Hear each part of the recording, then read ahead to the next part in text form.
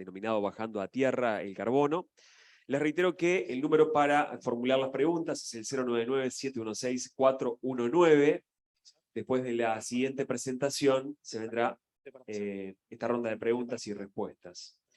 Vamos a recibir ahora al ingeniero agrónomo, el doctor Osvaldo Ernst, que a último momento nos cambió el título de la presentación y él va a explicar por qué. A mí me lo explicó personalmente, pero me parece que está bueno de que lo pueda explicar. Aparte me sonó muy familiar la presentación, el título de la presentación. Bueno, Osvaldo es egresado de la Facultad de Agronomía de la Universidad de la República, recibió el título de doctor en Ciencias Agrarias de la Universidad de la República. En la actualidad es profesor titular del Departamento de Producción Vegetal de la Estación Experimental Mario Alberto Casinoni, de la Facultad de Agronomía, y forma parte del Sistema Nacional de Investigadores de la ANI. Su principal foco de investigación está en el diseño y la evaluación de sistemas de producción sustentables. Osvaldo, buenas tardes y bienvenido.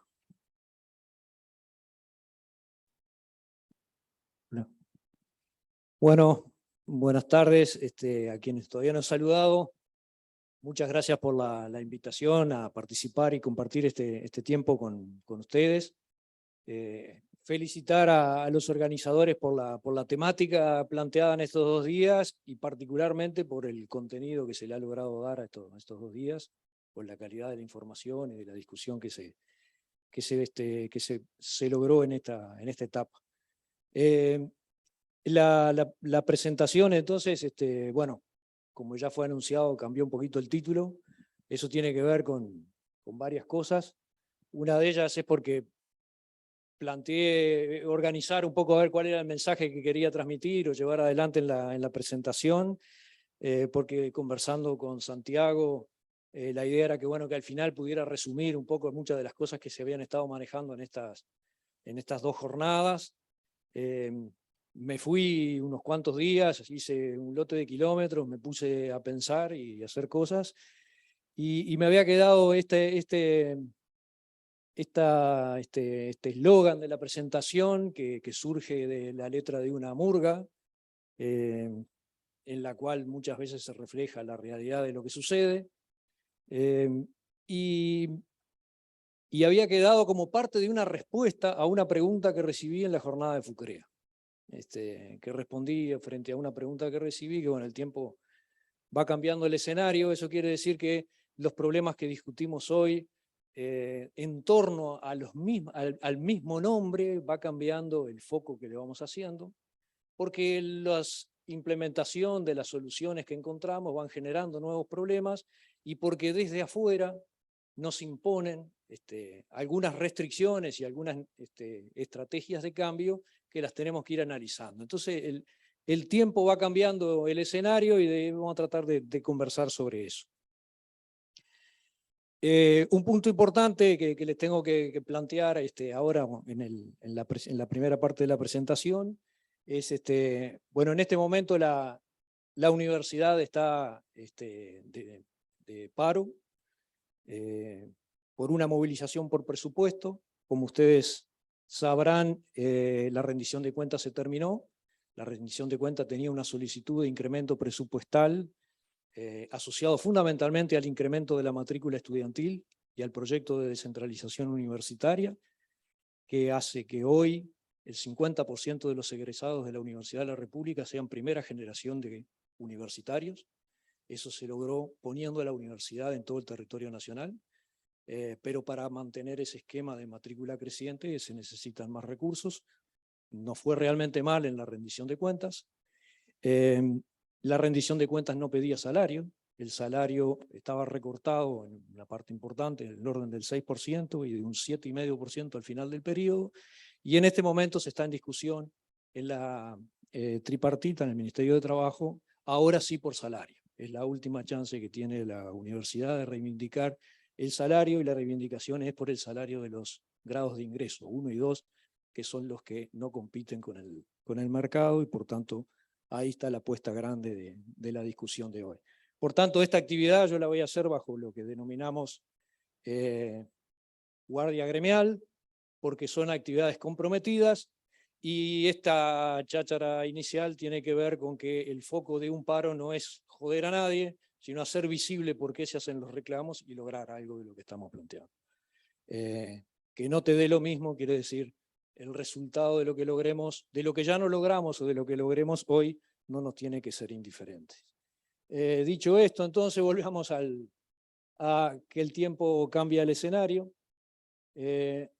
Y para eso, haciendo un poquito resumen e historia, en 1991 AUCID se planteó objetivos, misión y visión, algo que está en la página web de AUCID, promover el desarrollo y difundir la técnica de siembra directa, desarrollar económicamente el manejo sostenible del suelo, fuertemente focalizado en reducir la degradación del suelo, fomentar e impulsar, estimular investigación, aplicación, para el manejo del suelo y aprovechamiento de agua. Se ha puesto fuertemente el foco en la conservación del recurso suelo.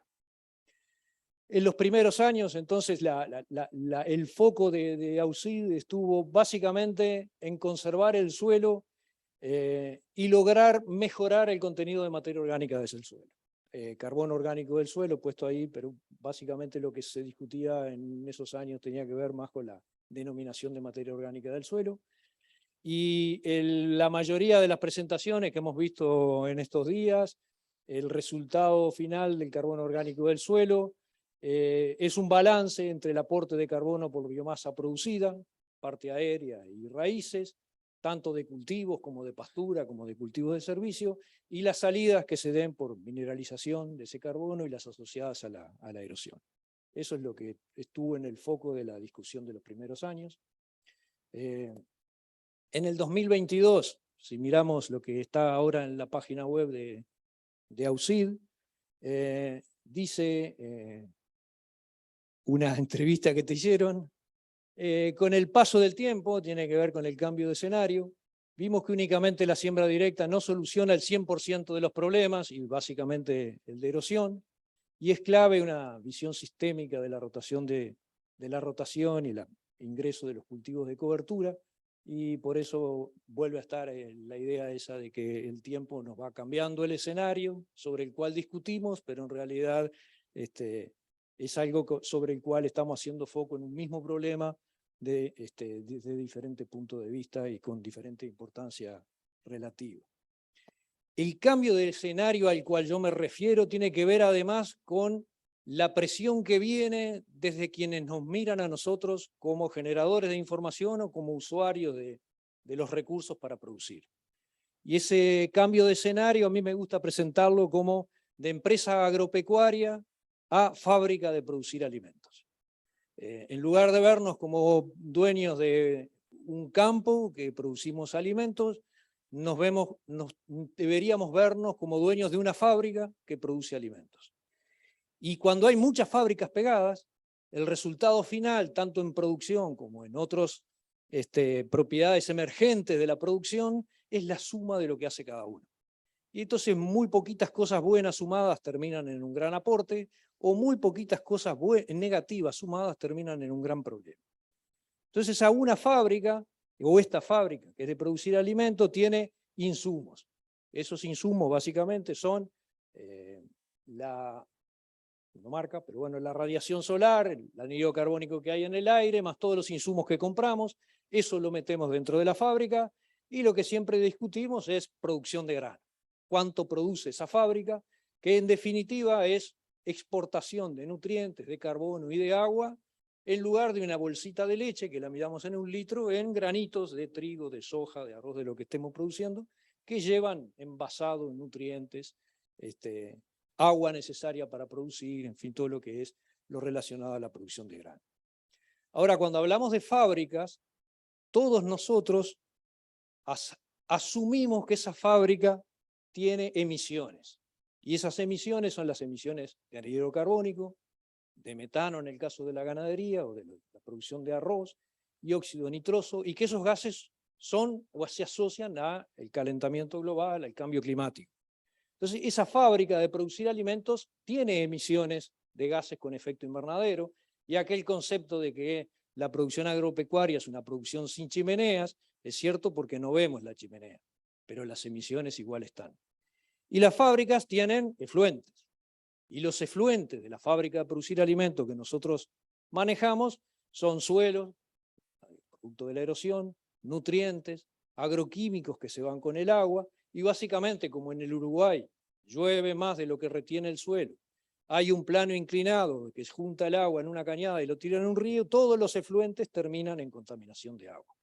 Entonces nosotros tenemos esto como en una visión un poco más grande o más global del problema, muchas características que se le exigen a una fábrica para instalarse.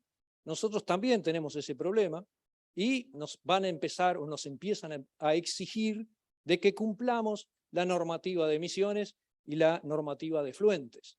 Eso se trata con, básicamente, controlar la contaminación del agua y del aire. Y a su vez, hay gente que trabaja en esta fábrica y hay otros que viven en el entorno de la fábrica, pero no trabajan en esta fábrica. Pero nos miran a ver cuánto emitimos, cuánto efluente producimos y de qué manera producimos, y por tanto empieza toda esa presión social que hemos estado viviendo en los últimos años, y que bueno, capaz que acá el punto más alto estuvo cuando la instalación de la pastera sobre el río, donde la sociedad reaccionó, y no reaccionó porque no diera trabajo, reaccionó por los efluentes, por las emisiones, por el riesgo de contaminación. Y todo esto tiene que ver hoy con la forma que nosotros deberíamos ver cómo funciona nuestra fábrica de producir alimentos. Esto lo podemos ver como país, o lo podemos ver como departamento, o lo podemos ver como un predio. Claramente, en los últimos años ha habido un fuerte crecimiento en la producción agropecuaria en respuesta a un incremento de demanda, y ese incremento de demanda es por más población y por más gente con necesidades de consumir alimentos. Ese incremento de producción se ha realizado o se ha sostenido fuertemente sobre, en el caso de soja, maíz y parte también en arroz, mucho más por un incremento en la superficie asignada a los cultivos que en el caso de incremento de rendimiento. El único cultivo que a nivel global todo el incremento de producción se explica por incremento de rendimiento es el trigo. En los demás cultivos el incremento de producción está asociado a incremento de la superficie asignada a la producción de esos cultivos, más que al incremento de producción. Por tanto, tenemos un problema de que el incremento de producción que estamos logrando no lo estamos haciendo por una fábrica que produce más, sino porque la fábrica empieza a ocupar zonas que antes no tenía. Ayer Bedgen manejó la idea de que nuestros campos naturales son el equivalente a la Amazonia de Brasil, porque es el lugar donde está almacenado el stock de carbono, donde hay muy bajo ingreso de insumos externos, y por tanto uno podría decir, esto es lo que hay que conservar, a esto me tengo que igualar. Bueno, si el incremento de producción viene por incremento de superficie, en realidad estamos atentando contra esa superficie que debería quedar como estaba antes de crecer la superficie agrícola. Entonces, bueno, los círculos simplemente tratan dónde está el problema, en soja, fundamentalmente soja, también el maíz, en menor grado en arroz, y trigo es el único que escapa a este problema. Hay otro concepto que me parece que es importante tener en cuenta, que mueve el escenario, que es donde empezamos a poner el foco para el desarrollo de tecnologías y de esquemas de producción, que tiene que ver con cuáles son los límites establecidos a nivel planetario para lo que podemos hacer. Nosotros tenemos la tierra que tenemos, somos lo que somos, seguimos creciendo en la población, tenemos un montón de problemas para resolver, pero como dijo alguien alguna vez, es el planeta que tenemos y nos regala gratis una vuelta al sol por año. No está tan mal. El punto central está en que la mayoría de los indicadores que nosotros manejamos a nivel global están cerca de los límites de lo que podemos hacer. Y ahí vemos, la diversidad genética está por arriba del límite, está en rojo. O sea, tenemos un problema en la conservación de la diversidad genética. Tenemos un amarillo en el uso de la tierra, tenemos un amarillo en el uso del agua potable, estamos en rojo en el uso del fósforo, estamos cerca de entrar en rojo en el uso del nitrógeno, y tenemos toda otra serie de indicadores que no sabemos muy bien cómo estamos.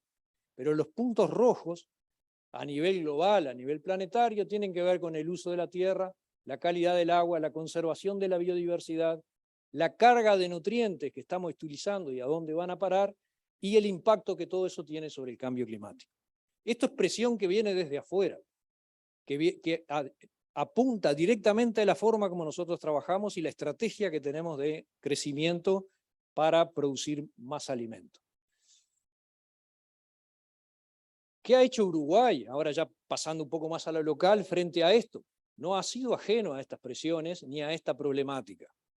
Y ha desarrollado políticas públicas, como se planteó ayer a principio de la mañana y en la última charla de Bedgen, desarrollo de programas que atienden a estos problemas y que podemos resumirlos en el Uruguay agrointeligente, el desarrollo agropecuario sostenible, donde en el punto 2 maneja los criterios necesarios para una intensificación sostenible de la producción, no solo de la agrícola en general. Vimos ayer también el reporte final de la huella de la ganadería en Uruguay, una estrategia para demostrar de que muchos de los conceptos o de las valoraciones que se hacen sobre la producción ganadera y su impacto a nivel del cambio climático, de la emisión de gases con efecto invernadero, puede ser manejado y controlado, y que si tenemos buenos indicadores y buena información, podemos demostrar de que no estamos tan mal como nos quieren hacer parecer. Y en esa idea de intensificación sostenible de la agricultura, un aspecto importante del concepto es que la intensificación sostenible debe producir más por unidad de recurso que utiliza. Es decir, no vale la estrategia de expansión, vale la estrategia de intensificación.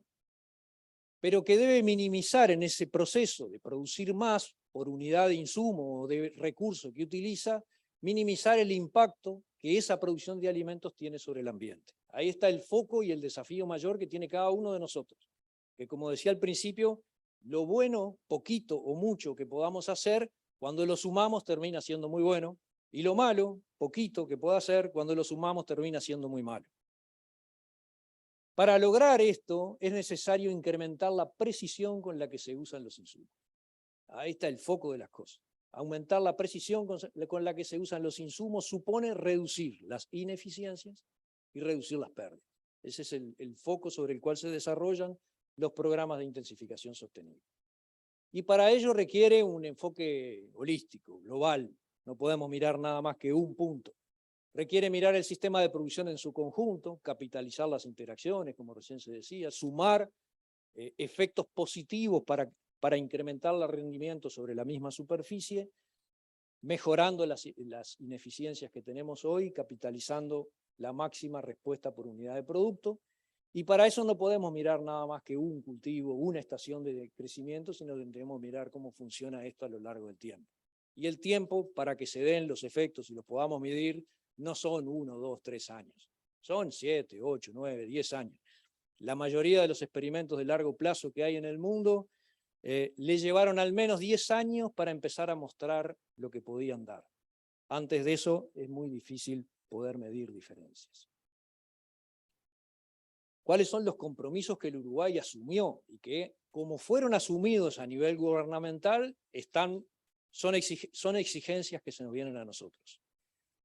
Bueno, dentro de esos compromisos, las estrategias de largo plazo para un desarrollo de bajas emisiones de gases de efecto invernadero, resiliente para el cambio climático, están enmarcadas en lo que ayer se planteó como el Acuerdo de París y la Cumbre sobre Acción Climática. Uruguay firmó esos acuerdos que no obligan, pero que genera metas, objetivos, y si los cumplimos vamos bien y tenemos el bono soberano y tenemos menores intereses en los préstamos y tenemos créditos verdes, como ya tiene Uruguay en la medida que va cumpliendo con los acuerdos asumidos.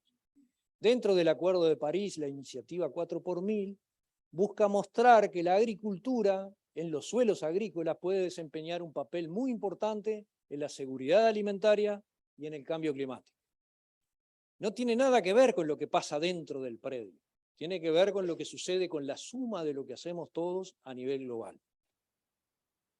Pero para poder mostrar esto hay que basarse en documentación científica sólida, cosas que tanto ayer como hoy, cada tanto aparece ahí dónde está la fuente de información sobre la cual nosotros vamos construyendo el conocimiento y las tecnologías y los procesos con los cuales estamos manejando. Y que, bueno, si bien no es mandatoria el planteo del 4 por 1000, lo que realmente cada país se compromete a lograr, si lo logra, lleva una buena valoración, y si no lo logra, empieza a ser valorado negativamente. ¿Y por qué el 4 por 1000? Porque si lográramos una tasa de crecimiento del 0,4% en la reserva de carbono del suelo, por supuesto de suelos que perdieron carbono, como son los suelos afectados a la agricultura, podríamos reducir significativamente la cantidad de anhídrido carbónico que hay en el aire. Ese es el planteo hecho en el Acuerdo de París, y supone incorporar y valorar a nivel de la agricultura, ahora ya sí de cada uno, un posible servicio ecosistémico de los sistemas de producción, no solo para cada uno de nosotros, sino a nivel global, porque el planteo del 4 por 1000 no hace a lo que le sucede a cada uno dentro del predio, sino lo que sucede a nivel global. Dentro de las metas planteadas por Uruguay, tiene que presentar un informe, o ya presentó un informe en el correr de este año. Ahí están algunas de las metas planteadas relacionadas a la actividad agropecuaria, y planteó al menos mantener el 100% de la cantidad efectiva de manejo de plantaciones forestales. No solo lo mantuvo, sino que lo incrementó, o sea, está cumplido. Mantener la superficie de plantaciones forestales para sombra y para abrigo, no solo la mantuvo, sino la aumentó, o sea, está en el 100% cumplido. Evitar emisiones de anhídrido carbónico del 10% de la superficie de pastizales, negativo. ¿Por qué negativo? Porque se redujo el área de pastizales naturales, lo colonizó la agricultura. Eso tiene un efecto, ya viene como en deuda. No se logró incrementar la producción total por incremento de rendimiento, sino que hubo colonización de superficie que en principio no debería haber pasado. Evitar emisiones de carbono del 50% de las turberas, bueno, eso en Uruguay no es demasiado importante, está cumplido. Evitar emisiones de carbono del 75% de la superficie de cultivo bajo planes de uso y manejo del suelo del año 2016. Estamos en un 32% del objetivo planteado. Y secuestrar carbono en el 25% de esa superficie, estamos en el 60% del objetivo planteado. Y esto no es medido, sino aplicación de normas de manejo que apuntan a lograr este impacto. Entonces quiere decir, hay cosas que van bien y hay otras que van en el debe. Algunas de ellas no van a ser posibles resolver de manera rápida y otras pueden ser resueltas de manera relativamente rápida. Entonces tenemos tenemos 3 puntos en verde, 2 puntos en verde y 2 grupos de puntos en rojo, en el sentido de que todavía estamos en camino de lograr algunos de los objetivos planteados. Y hay otro punto que viene presionando desde afuera, que es la ley 19.717, que es la ley de implementación de sistemas de producción basados en la agroecología. En el artículo 2, que está en implementación, en discusión cómo se implementa, en el artículo 2 define que se entenderá por agroecología la aplicación de conceptos y principios ecológicos al diseño, el desarrollo y la gestión de los ecosistemas agrícolas sostenibles. Eso también es algo que viene desde afuera, nos van corriendo el escenario, y hoy tenemos que empezar a hacer foco de que ya hay una ley que está en etapa de la discusión de su promoción y su sanción, y que tiene definidas algunas cosas que son importantes que tengamos en cuenta. Entonces, si el artículo 2 dice qué es lo que se entiende por agroecología para los sistemas agropecuarios o agroecológicos, lo que podríamos mirar es cuáles son los fundamentos de la agroecología que nosotros podemos manejar. Y son incrementar el reciclaje de la biomasa y el balance del flujo de nutrientes. Lo podemos poner como positivo. Lo podemos hacer, lo podemos incorporar. Asegurar la calidad del suelo, lo podríamos hacer. Minimizar la pérdida de recursos, nutrientes, agua, biodiversidad, recursos genéticos, lo podríamos hacer. Diversificación genética a nivel de la finca, o sea, del predio, y a nivel de paisaje, también lo podríamos hacer, y el diseño de rotaciones y la diversificación que recién vimos apunta a conceptos fundamentales de la agroecología. Incrementar las interacciones biológicas y los sinergismos. Recién vimos un ejemplo y hoy hasta vimos productos que podrían ser agregados para promover el funcionamiento biológico del suelo y establecer agriculturas de procesos. Agriculturas de procesos es a todo aquello que no se compra en la bolsa y que en definitiva hace a lo que es la agronomía. Y esto está tomado de un libro que son las bases agroecológicas de la transición, que es el libro de referencia para la discusión de todo esto. Entonces, podríamos demostrar de que los sistemas agrícolas pueden ir en el camino de una transición hacia sistemas más sostenibles en el tiempo y basados en la agroecología. Pero tenemos que tener la capacidad de implementar estas estrategias de manejo y además de eso demostrarlo. ¿Por qué? Porque la visión de afuera es que nosotros no hacemos nada de esto. Entonces tenemos doble responsabilidad. Primero hacerlo, pero además demostrar de que podemos hacerlo. Entonces, si tomamos alguno de estos fundamentos, podríamos mirar qué está pasando con el balance de nutrientes y la eficiencia de uso. Forma parte de los conceptos fundamentales de la agroecología y forma parte fundamental de las emisiones de gases con efecto invernadero y de los efluentes de la fábrica de producir alimentos. Bueno, el balance aparente de nutrientes de la base de FUCREA del periodo 2016-2020 nos muestra que para trigo, maíz de segunda o trigo, soja de segunda, tenemos balances positivos muy altos de fósforo y de nitrógeno. Y que además, si lo miramos en la serie de tiempo del 10 al 20, tienden a subir. Estamos con un problema en cuanto a los balances. Estamos agregando más fósforo del que extraemos y agregamos más nitrógeno del que extraemos. Y esto es un problema sobre el cual tenemos que trabajar. Y primero tendríamos que identificar por qué nos está pasando esto y si tenemos forma de resolverlo, porque si los balances son muy positivos, las eficiencias de uso no pueden ser buenas. Estamos agregando más de lo que estamos necesitando. Y si miráramos esto, fue presentado en el Simposio de Agricultura del año pasado, por Fernando García, y miráramos la productividad parcial de nitrógeno y fósforo para trigo y maíz en 6 países del Cono Sur. Argentina, Bolivia, Brasil, Chile, Paraguay y Uruguay. Y ahí están los valores de referencia que la comunidad científica considera que serían el objetivo a lograr para no generar problemas. Y cuando miramos esto, vemos que Uruguay tiene problemas con la productividad parcial del nitrógeno y tiene problemas con la productividad parcial del fósforo. Tanto en trigo como en maíz. Y otros países están mejores que nosotros. Y esto es lo que circula por ahí. Tenemos que poner foco en estos puntos. Ese balance positivo de fósforo resulta, esta baja eficiencia, productividad parcial del fósforo resulta de un balance positivo, o sea, de agregar más fósforo del necesario. Y la baja productividad parcial del nitrógeno resulta de un desajuste entre la oferta y la demanda. O agregamos mucho más de lo que se requiere o lo agregamos en el momento y con las fuentes que no son adecuadas para lograr una alta eficiencia de uso del nitrógeno. Y hay otro punto que puede pasar, que es una altísima productividad parcial, puede ser el resultado de no fertilizar. Entonces, claro, si uno pone 2 kilos de nitrógeno y después diluye el rendimiento logrado sobre la cantidad de nitrógeno, la productividad parcial va a ser muy alta. Y si agrega muchísimo nitrógeno, como falta respuesta, la productividad parcial baja.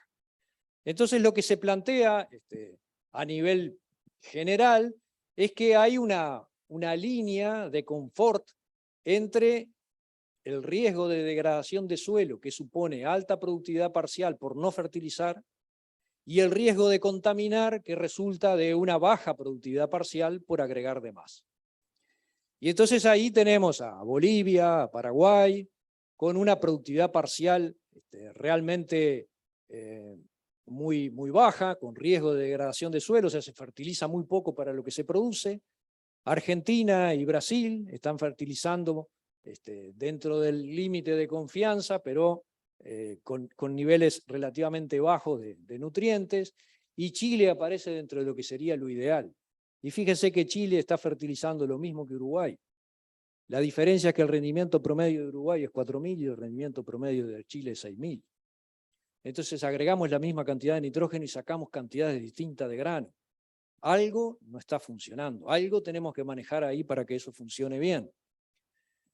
Hay otro punto que se plantea en la línea punteada, que es si el balance positivo supera los 80 kilos de nitrógeno, vamos a estar en un problema de riesgo de contaminación. Y recuerden ustedes que el nitrógeno estábamos bastante mal en el caso de Uruguay. Veamos eso acá, de vuelta. La productividad parcial del nitrógeno en trigo era de 26 y en maíz era de 46. Y si miramos ahora de nuevo esta figura y miramos dónde se puede dar esa variación de productividad parcial, el 28, que es el que tiene Uruguay, resulta de agregar 140, 150 kilos de nitrógeno con una eficiencia de uso del nitrógeno del 50%. ¿Y qué es lo que todos nosotros manejamos? La eficiencia de uso del nitrógeno es 50% y es 50%. Si mejoráramos la eficiencia de uso del nitrógeno, lograríamos aumentar el rendimiento o podríamos fertilizar menos. Y fíjense el otro punto. Cuando la eficiencia de uso del nitrógeno se acerca al 90%, entonces la productividad parcial llega a 50 kilos, que es lo que tiene Chile. Ahora, eso puede resultar de que el suelo da muy poco y ponemos todo el fertilizante necesario, o el suelo da mucho y igual fertilizamos. Entonces se producen esas asincronías entre lo que ofrecemos y lo que realmente necesitamos. Entonces veamos cómo funciona esa caja de oferta de nitrógeno que viene desde el suelo, que condiciona la cantidad de nitrógeno que nosotros tenemos que agregar y la eficiencia de uso del nitrógeno, la productividad parcial del nitrógeno que agregamos. En este caso lo que medimos es la brecha de rendimiento de trigo atribuible a nutrientes, en este caso nitrógeno, fósforo, potasio y azufre, y a factores no directamente atribuibles al suministro de nitrógeno, pero que condicionan su eficiencia de uso. Por ejemplo, la compactación del suelo, la degradación en general del suelo. Si nosotros miramos en la línea de X, va incrementando el nivel de degradación del suelo. En verde aparece cuánto de la diferencia de rendimiento, que es la diferencia entre lo que podríamos lograr y lo que estamos logrando, podemos reducirla a través de solo el manejo de nitrógeno, fósforo, potasio y azufre. Y ustedes ven ahí que el verde se mantiene, si bien crece un poquito, casi que queda constante. En la medida que el nivel de degradación va aumentando, nosotros poniendo N, P, K y S no logramos mejorar el rendimiento. Hay un factor que condiciona la respuesta, que es la calidad del suelo. Quiere decir, la mayoría de la respuesta empieza a estar definida por otras variables no directamente atribuibles al suministro de nutrientes, que nosotros lo podemos corregir agregando nutrientes comprados en la bolsa. Y en gris, que aparece la brecha total, nos muestra la suma de esos dos componentes, que nos va indicando que en la medida que el suelo va degradando, cada vez importan más los otros. Eso que recién mostraban de Fucrea, que el impacto del efecto antecesor es más importante en las chacras viejas que en las chacras nuevas, tiene algo que ver con esto. Cuando hay calidad de suelo, muchos de los factores que operan en las chacras viejas no son tan claros o tan fuertes en las chacras nuevas. Y eso se asocia a calidad de suelo. Pero claramente el verde ese marca que existe un espacio de respuesta a la fertilización que todavía no explotamos y que en trigo está en el orden de los 500 kilos con nutrientes, 600 kilos de nutrientes, y que la eficiencia de uso de esos nutrientes adicionales está condicionada por la calidad del suelo. Entonces, ¿a qué le llamamos degradación? Degradación del suelo en este trabajo nosotros lo medimos como pérdida de carbono orgánico, fundamentalmente como reducción en el potencial de mineralización de nitrógeno, como reducción de la infiltración y como pérdida de estabilidad de estructura del suelo. Entonces aquí si miramos en rojo, hacia abajo va creciendo la degradación, o sea, hay menos de todo eso. hay menos carbono, menos nitrógeno, más problemas de infiltración y pérdida de estructura del suelo. Y en la columna aparece cuánto nitrógeno adicional deberíamos agregar a esos suelos que son de creciente degradación para lograr el mismo rendimiento que en el que no está degradado. ¿Está bien? Entonces, en la medida que aumenta el nivel de degradación, nosotros pasamos 60, 40, 80, hasta 120 kilos más de nitrógeno para equiparar el rendimiento. Quiere decir que el rendimiento es igual, pero lo dividimos en un caso entre nada, o sea, la productividad parcial es máxima porque solo hay nutrientes desde el suelo, o hacemos, lo relacionamos con 118 kilos de nitrógeno. Cambió la eficiencia. ¿Cómo medimos ese cambio de eficiencia? Desde 45 kilos de grano por unidad de nitrógeno, baja a 28. Y cuando armé esto, dice acá, ay, parece que hubiera algo que es mágico. Vimos que la productividad parcial del nitrógeno en el Uruguay es problema porque da 28, y acá nos da 28 cuando estamos en niveles de degradación creciente. Y la productividad parcial del nitrógeno deja de ser un problema cuando se acerca a 50, y cuando la degradación del suelo, cuando el suelo no está degradado, la productividad parcial se acerca a 50. Los números más o menos dan la misma tendencia que veíamos ahí en la gráfica anterior. Entonces, en nutrientes tenemos un problema para trabajar en el manejo de nutrientes. Tenemos balances positivos, esos balances positivos los tenemos que chequear, tenemos que ver cómo los resolvemos. Y en el nitrógeno tenemos que ver cómo resolvemos el problema de cantidades, de sincronía entre oferta y demanda, de fuentes, de formas de agregar de esos nutrientes. Hay otro componente que podríamos mirar, que son las emisiones de óxido nitroso. Bueno, esto ya se conversó bastante, pero en uno de los experimentos de largo plazo que está instalado en Paysandú, Lucía Salvo midió emisión de óxido nitroso en esos sistemas, rotando con pasturas o en agricultura continua. Lo hizo sistemáticamente a lo largo de un periodo de tiempo en el cual, ahí donde está la flecha verde, es el periodo de preparación del suelo, y después de la flecha verde es el periodo con cultivo. Y las máximas emisiones, más allá de que hay un efecto, las emisiones fueron mayores cuando hay labranza que cuando no hay labranza, cuando hubo labranza que cuando no hubo labranza, y fueron mínimas bajo las situaciones de campo natural, el impacto mayor lo dio que hubiera algo creciendo. Y aquí hay otro concepto que tenemos que empezar a manejar, que es que contamina básicamente lo que sobra. Y por eso los balances positivos, si no están ajustados al nivel de disponibilidad de nutrientes del suelo, como sobra, suman riesgo de contaminación. Cuando nosotros tenemos nutrientes liberados por el suelo y no hay nadie que los usa, sobran. Y si sobran, contaminan. ¿Cómo contaminan? Emitiendo óxido nitrógeno a la atmósfera. Y hay otro trabajo que recientemente también publicó Massili, que es lo mismo puede suceder cuando nosotros fertilizamos con grandes cantidades de nitrógeno y el cultivo crece poco. Porque el estado en el cual estamos aplicando todavía hay muy poca biomasa producida, o porque la calidad del suelo limita el crecimiento y lo queremos solucionar agregando nutrientes. Si el crecimiento se desacopla de la oferta de nutrientes, sobran nutrientes, si sobran nutrientes contaminan.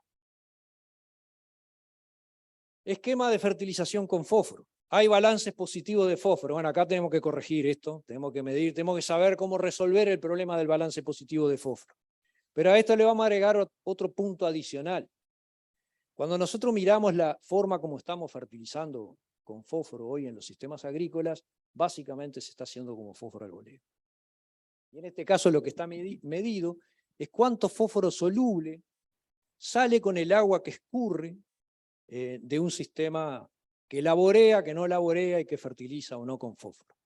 Y como ustedes ven acá, el nivel de carga de fósforo en el agua que escurre después de la lluvia, bueno, con laboreo fue el más bajo, con no laboreo, si no se fertiliza, es un poquito más, el fósforo está concentrado en la parte superior del suelo, y si hacemos fertilización con fósforo, al boleo, nosotros vamos a ir incrementando la carga de fósforo que sale en el agua. Cuando no laboreamos, empezamos a controlar la erosión. El agua sale limpia, pero sale con fósforo. Y si no laboreamos, y aplicamos el fósforo en superficie, fíjense que se duplica la cantidad de fósforo que sale en el agua que escurre. Hay mucho fósforo soluble que nosotros pensamos que está ahí arriba y que no pasa nada. Bueno, en realidad como es soluble, se solubiliza con el agua y cuando el agua escurre se lo lleva a la cañada. Eso ayer también lo manejó Gervasio como un problema realmente importante para el caso de Uruguay. También lo manejó Bethgen como uno de los problemas que nosotros tenemos que considerar.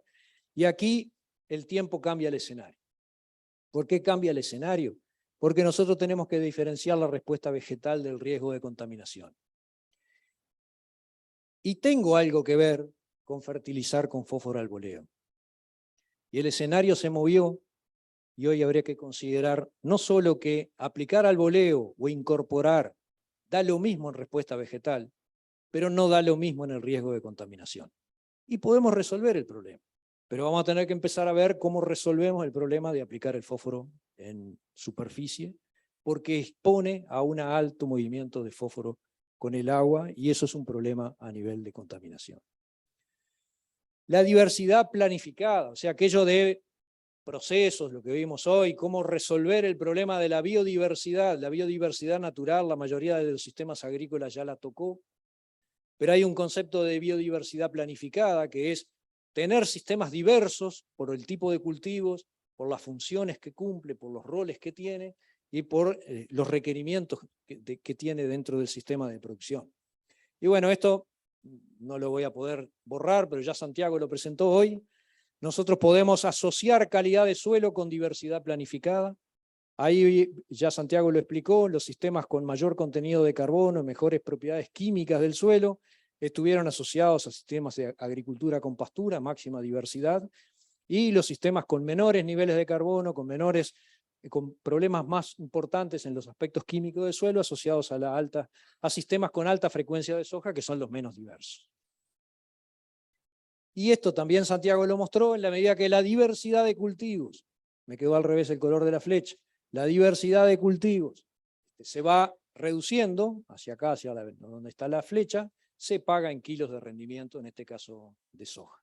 Por tanto, la diversidad que se logra en un sistema pasturas-cultivos, rotando cultivos con pasturas, se puede lograr en sistemas de agricultura continua cuando se planifica la diversidad de lo que hay en la agricultura. Y ahí se logran rendimientos similares a pasturas-cultivos. Pero si el sistema agrícola es simple, se pierde diversidad, se pierde funcionalidad y se paga en rendimiento. Más o menos lo mismo que se mostró en la base de datos de FUCREA. Entonces, esos son los desafíos que tenemos hoy para el desarrollo de estos sistemas que tienen que ir hacia la sostenibilidad, pero una sostenibilidad general. No hay solo un problema de carbono, sino que la necesidad de tener indicadores múltiples que nos midan cómo estamos trabajando y cuál es el resultado de lo que logramos. Ayer también se discutió algo de esto. Cuando nosotros miramos cómo las prácticas agrícolas que podemos manejar se insertan en ese concepto de implementación de sistemas basados en principios de la agroecología, esas distintas estrategias funcionan en distintas escalas. Si nosotros miramos el potrero, básicamente vamos a hacer énfasis en el manejo del suelo, en el manejo de cultivo y podría estar en el riego. Lo que está marcado con letras verdes es lo que yo creo que ya estamos, los podríamos tildar como hecho. Lo que está como amarillo rojizo es lo que está más o menos. Y lo que está en rojo es lo que no estamos haciendo. Entonces, a nivel de manejo del suelo, ya nos pasamos a la no labranza, estamos en un proceso creciente de adopción de cultivos de cobertura polifuncionales y tenemos manejos de rastrojo más o menos acordes a lo que necesitamos. En el manejo de cultivos, la división de la dosis de fertilizante, podríamos decir que nadie aplica toda la siembra, o sea que estaría más o menos bien, pero en el tipo de fertilizantes, por ejemplo, liberación lenta, por ejemplo, orgánico, por ejemplo, biofertilizantes, no hacemos nada de eso, y en fertilización por ambiente, muy poco de eso. Y cuando nosotros aplicamos la misma dosis de nitrógeno en toda una chacra, que logra rendimientos distintos, la productividad parcial del nitrógeno, del fósforo, del potasio que agregamos cambia. Entonces hay cosas para hacer ahí. Y en riego, lo puse ahí, capaz que Seven me reta, lo puse como de adopción parcial, porque los umbrales de referencia para la toma de decisión de riego creo que no están masivamente adoptados y eso cambia la eficiencia de uso del agua. La misma cantidad de agua logra rendimientos diferentes. Hay otro conjunto de prácticas que se pueden aplicar a nivel del sistema de cultivo. Dentro de ellos, básicamente el diseño del tipo de cultivo, cómo se distribuyen en el espacio, en el tiempo, cómo se componen las rotaciones, y dentro de las rotaciones, qué cultivo y qué cultivar. En todo eso se puede generar diversidad. Y a nivel del sistema de cultivo, también en malezas, plagas y enfermedades, hay muchas cosas hechas, pero en rojo, pesticidas naturales, biocontrol, manejo de alelopatías, todo eso está por hacer. Y si lo miramos a nivel del paisaje, el manejo de los elementos del paisaje, integrar a nivel del potrero, el predio y el paisaje es una deuda. Nunca miramos qué hace el vecino. En realidad, como todos miramos la misma pantalla, todos hacemos lo mismo. Entonces el paisaje se parece mucho. Manejar el paisaje sería hacer algo como esto. Entonces la trayectoria imaginada para el futuro elegido es una forma de decir, yo quiero ir para aquel lado. No es que el futuro va a ser aleatorio. Bueno, lo que nosotros quisiéramos es que desarrollar sistemas de producción que sean sostenibles. Uno podría poner eso como el objetivo. Y muchos lo están poniendo. Hoy la propaganda, esto ya lo mostré en otras charlas, las propagandas hacen énfasis en esto. Ayer Walter dijo, ya no alcanza con decir de que el perfume es sostenible. Si después no lo es peor. Y hay gente que cuando dice que esto es carbono neutro, compra este perfume aunque valga 10 veces más. O bueno, la leche puso ejemplo Walter.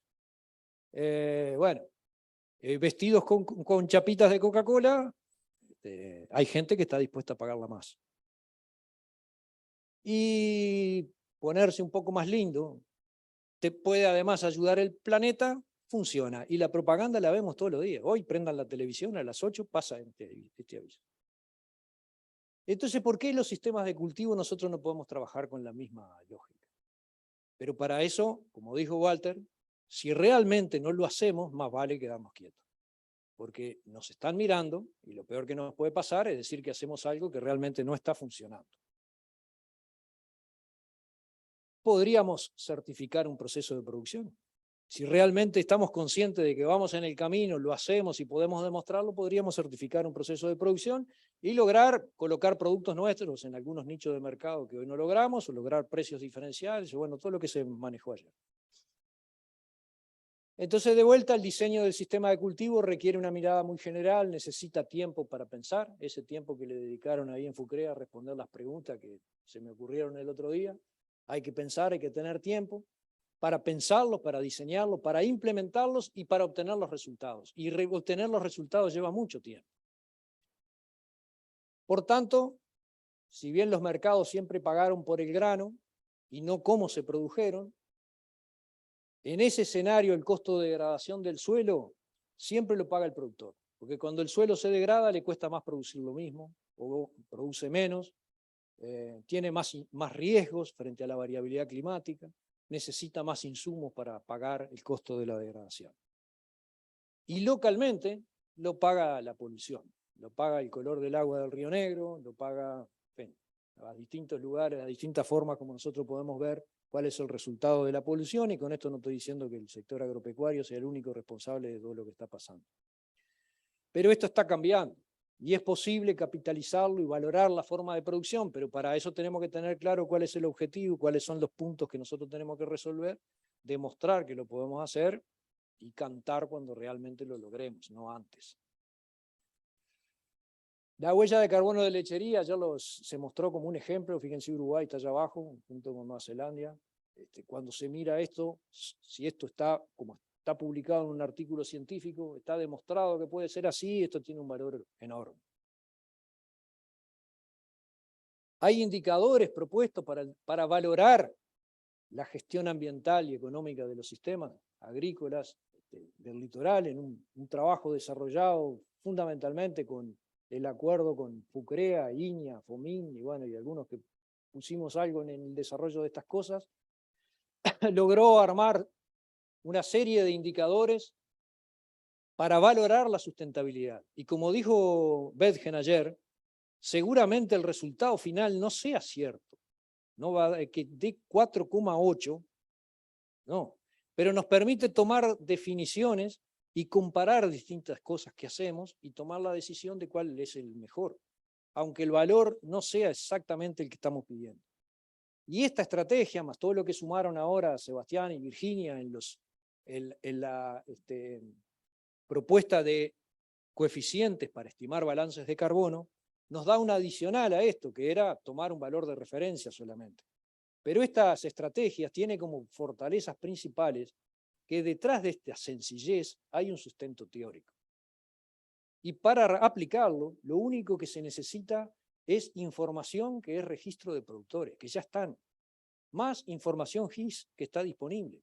No se necesita ser un experto en el manejo de un modelo de simulación de cultivos que requiere información cada 2 segundos. Se requiere, el primer paso, implementar esquemas de evaluación de los sistemas de producción que nos permitan tomar decisiones. Y está hecho esto. Por supuesto que es muy mejorable, pero llevar adelante realmente la propuesta que se planteó para el desarrollo de estos indicadores creo que se quedó en el debe. Entonces, el tiempo efectivamente cambia el escenario y la pregunta que nosotros nos tenemos que plantear es si el escenario cambia porque nos cambian en el escenario, nos miran desde afuera y nos dicen que tenemos que hacer esto, tenemos que hacer aquello, o si nosotros cambiamos el escenario en la dirección que queremos.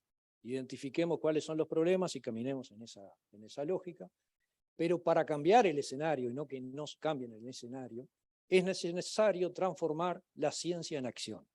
Acá siempre, en los últimos años, el último periodo, pandemia de por medio, la ciencia se transformó en acción. Todo lo que había acumulado se transformó en acción, se usó y se valora muchísimo. Nosotros tenemos enorme cantidad de cosas que podemos transformarlas en acción, pero hay que mostrarlas y transformarlas en acción y no discutir 2 días y después nos vamos todos para casa y seguimos haciendo lo mismo. Si realmente hiciéramos esto, el sueño planteado en el 2009 estaría un poco más cerca. Hay demasiado caras nuevas para que entiendan el 2009, pero bueno, alguno se va a acordar de esto. Muchas gracias.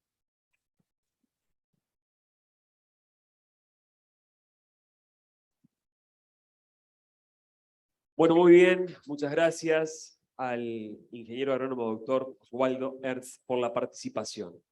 Bueno, se viene ya como final lo que es la ronda de respuestas.